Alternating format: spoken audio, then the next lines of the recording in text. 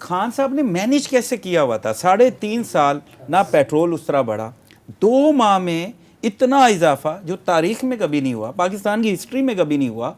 تو خان صاحب نے کیسے مینیج کیا ہوا تھا؟ نہ پیٹرول، نہ ڈیزل، نہ ڈالر، جو ان 2-3 ماہ میں کہاں چلے گی بات؟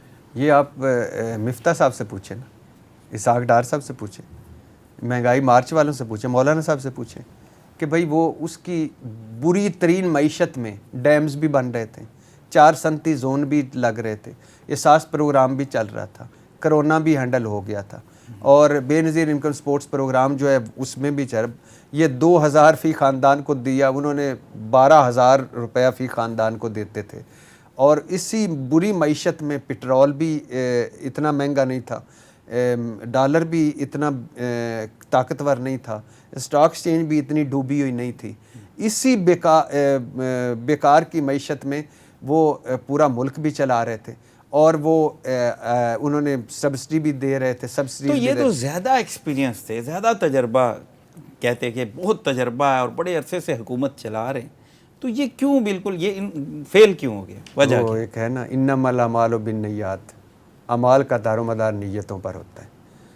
بلیو می، نیت صاف ہونا تو مٹی بھی سونا ہو جاتی ہے، اور یقین کریں نیتیں خراب ہوں تو سونا بھی مٹی ہو جاتا ہے.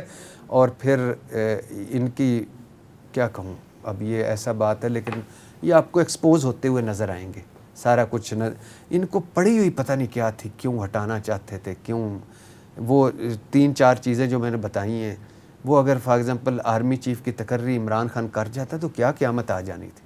نیب اور وہ، آپ پہلے بھی اس ملک میں کسی طاقتور بڑے اور پیسے والے کا احتساب ناممکن ہے، پہلے بھی آپ اللہ کے فضل سے ہر جگہ آپ کو ریلیف مل رہے تھے، تو کیا ہو جانا تھا. لیکن چلو پھنس گئے.